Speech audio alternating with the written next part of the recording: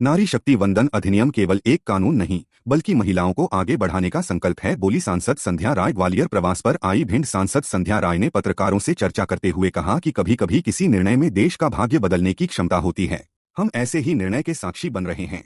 जिस बात का देश को पिछले कई दशकों से इंतजार था, वो सपना अब साकार हुआ है। ये देश के लिए बहुत ही खास समय तो है ही, साथ यह मातृशक्ति के लिए भी अविस्मरणीय क्षण है। नारी शक्ति वंदन अधिनियम केवल एक कानून नहीं बल्कि सदियों से प्रतीक्षित उस सामाजिक न्याय की प्रतिज्ञा है जिसे प्रधानमंत्री नरेंद्र मोदी ने धरातल पर उतारा है। यह विधेयक महिलाओं को केवल वोट बैंक समझने वाली मानसिकता को ध्वस्त कर उन्हें नीति निर्धारण और नेतृत्वकारी भूमिका में बैठाने का ऐतिहासिक काम करेगा। नागरिक उड्डयन में सबसे अधिक संख्या में हमारे देश में महिला पायलट है। वहीं भारतीय वायुसेना में महिला पायलट है।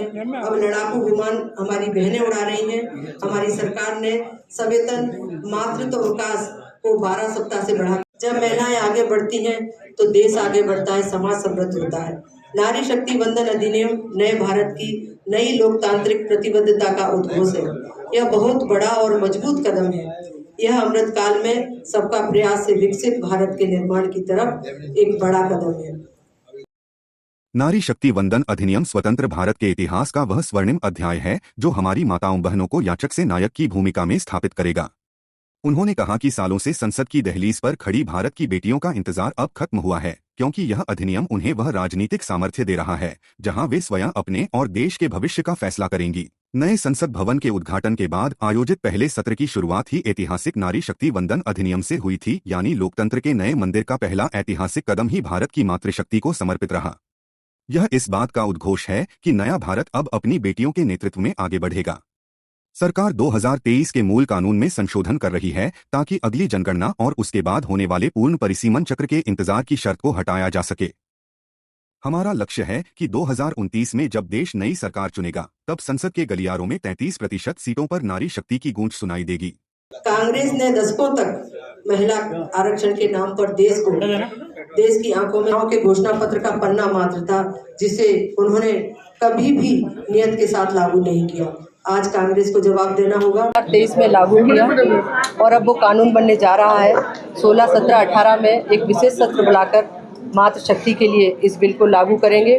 आने वाले 2029 में हमारी पूरे देश की माताओं बहनों को लोकसभा में 33% आरक्षण और विधानसभाओं में 33% आरक्षण मिले, ये उसको लेकर है।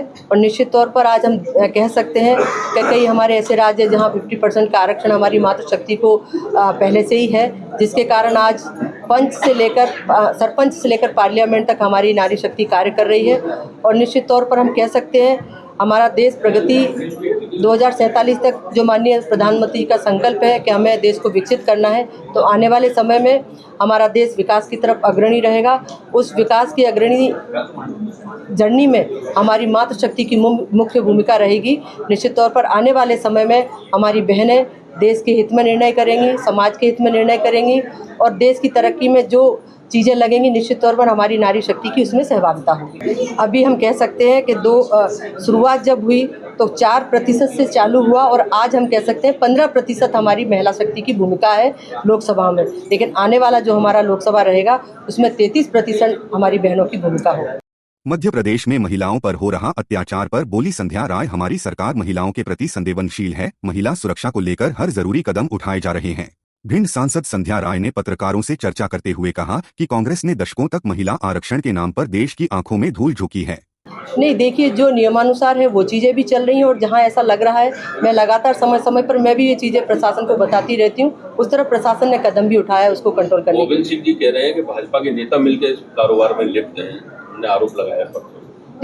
देखिए, सामने वाला विपक्ष क्या कह रहा है क्या नहीं कह रहा, लेकिन प्रशासन सख्ती से सारी जो गैर कानूनी चीज़ें चल रही हैं उन पर सख्ती से कार्य कर रहा है।